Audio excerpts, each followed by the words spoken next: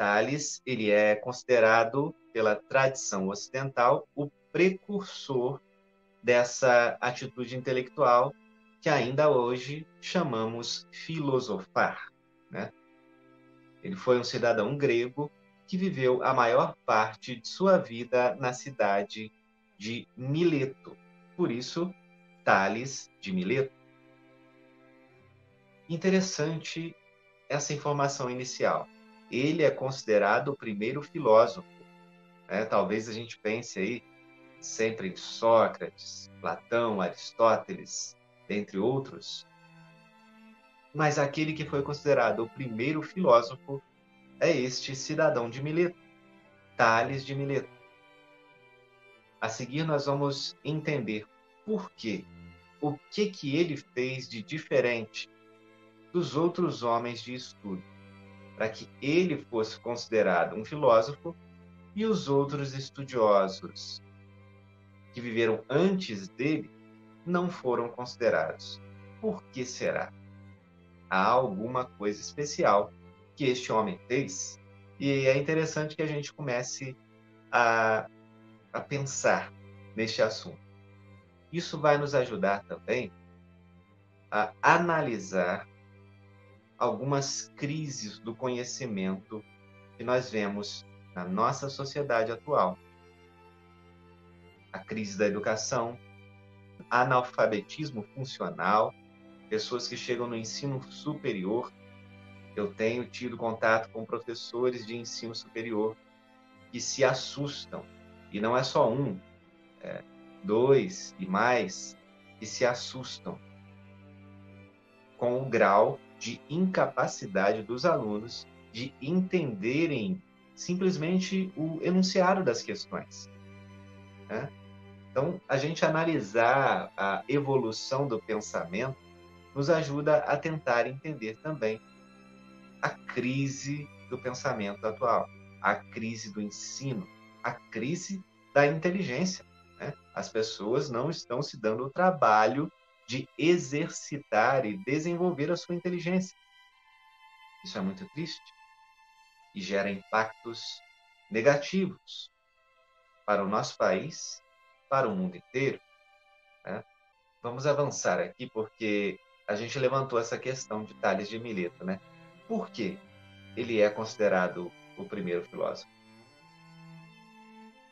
Relatos antigos, né? Eu estou aqui citando Franco Soares, né? Uma publicação na revista Humanidades, Reflexões e Ações. E ele diz assim: relatos antigos formaram a tradição a partir da qual afirmamos que a originalidade de Tales se deriva, em grande parte, de ter sido ele o primeiro cidadão grego a recusar publicamente explicações míticas para a origem do universo. Isso quer dizer que, apesar de todas as cosmologias antigas recorrerem a divindades em suas explicações da origem do universo, houve um momento em que alguém parece ter exclamado publicamente: não foram os deuses os criadores de tudo o que existe. Segundo a tradição ocidental, este alguém foi Tales de Mileto. Então, por isso ele é considerado o primeiro filósofo, né? Homem que buscava o saber, buscava o conhecimento, amante do saber, em busca do conhecimento, né? A arte filosófica de buscar a sabedoria, né? Entenda que no tempo ali deste grego, Tales de Mileto, né? Toda a civilização grega era baseada nas explicações mitológicas. O surgimento do universo, a organização social, tudo era baseado nos mitos. A população resolvia todos os problemas falando sobre os deuses, explicando com motivos divinos todos os problemas. Então você entende ali que o mito era considerado a base da sociedade para explicar a criação do mundo, o surgimento de todas as coisas, mas não poderia ser chamada essa prática de uma ciência ou de filosofia, né? Agora, Tales de Mileto, ele rompe com isso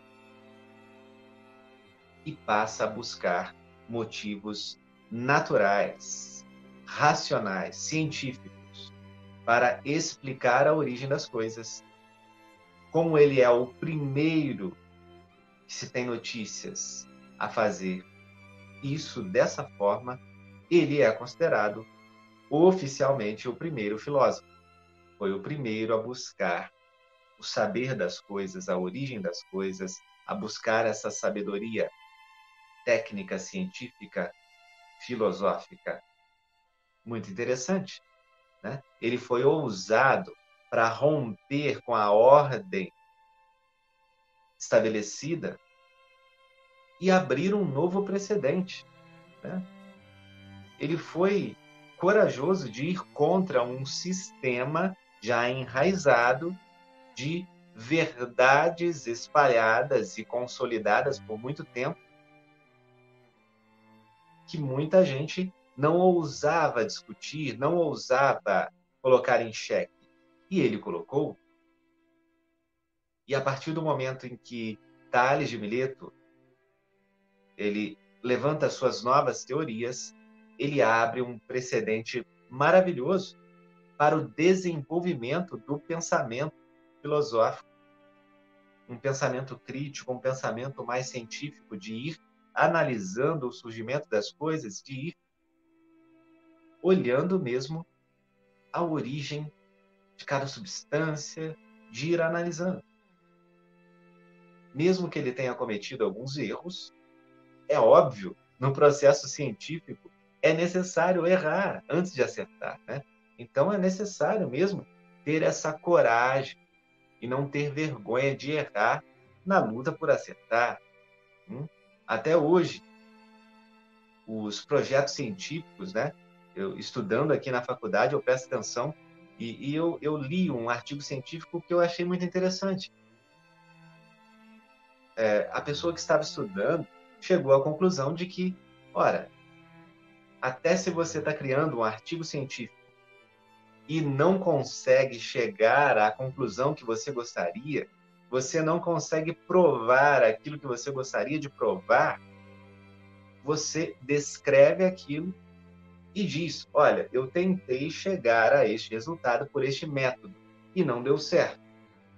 Isso não é trabalho jogado fora, porque este trabalho serve de pesquisa para outras pessoas que vão ver, olha, ele já tentou ir por esse caminho, eu iria tentar, mas agora eu já vi que ele tentou com essa amostragem, com esse público, eu posso ir por outro caminho, eu posso fazer algum ajuste na sintonia fina aqui e tentar de outra forma, e o conhecimento vai se somando com erros, com acertos, com descobertas, com avançar, retroceder, mas sempre nessa democracia do conhecimento.